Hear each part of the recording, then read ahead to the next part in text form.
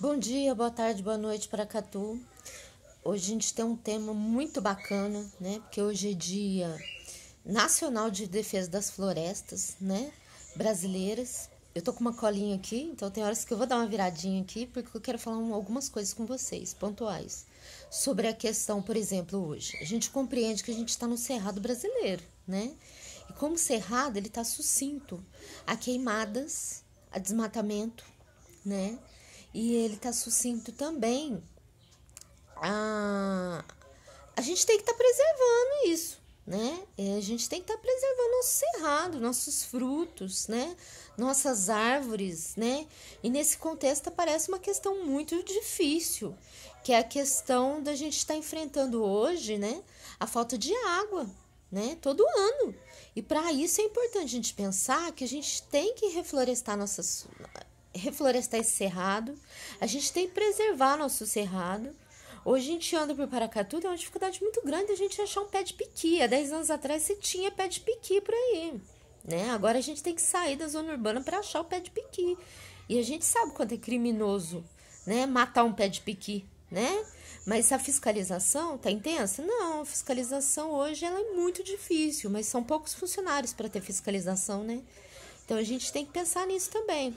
A gente tem que pensar que se a gente preservar as nascentes naturais, né, de água, cercamento das veredas, né, e reflorestar, a gente pode garantir água, né? Hoje o nosso parque estadual que foi inaugurado ano passado, ele é a maior parte das nascentes tá lá, né? E a gente tem que entender que o Ribeirão Santa Isabel, que é o nosso fornecedor de água principal, hoje ele precisa ser realmente cuidado. A Copasa tem planos para isso? Tem, mas tem que sair do papel, né? A gente tem que cobrar isso, né? Que a Copasa efetive realmente suas práticas para a gente ter água. Ela tem que ter ação, né? E quando a gente fala disso, fala sobre floresta, a gente tem que lembrar do desmatamento. Hoje em Paracatu a gente tem bombeiros. Bacana. Atende a microrregional? Atende. Mas, por exemplo, tem uma queimada lá em João Pinheiro, eles podem correr lá pro lado de João Pinheiro e daí tem uma queimada aqui no centro. Fica difícil, não fica?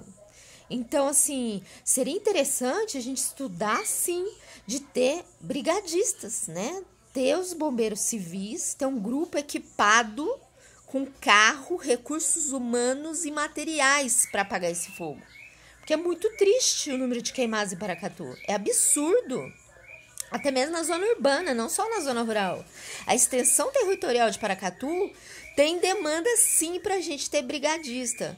Não brigadista, bombeiro civil, que atenda só as grandes empresas, mas de acordo com os níveis municipais. Para isso a gente tem que investir também na defesa civil, porque a defesa civil não está aqui só para poder dizer sobre o clima, né? A defesa civil tem que ser equipada, tem que ter recursos humanos para atender a gente e alertar a sociedade e trabalhar junto. Que apesar da gente não ter inundações como São Paulo e outros lugares, a gente tem uma seca horrorosa. A gente tem sim também a questão quando enche os rios, né? Então, assim, a gente tem várias questões que a gente precisa de defesa civil.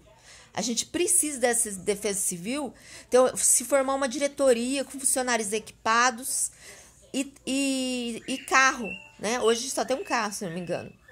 Então, assim, a gente tem várias questões que a gente tem que trabalhar para realmente efetivar, né? Efetivar que a gente tenha água. Para a gente ter água, a gente tem que preservar o meio ambiente. Então, assim, são questões que a gente tem que levantar e por isso eu chamo vocês. Vamos sonhar junto? Porque Paracatu pode mais, muito mais.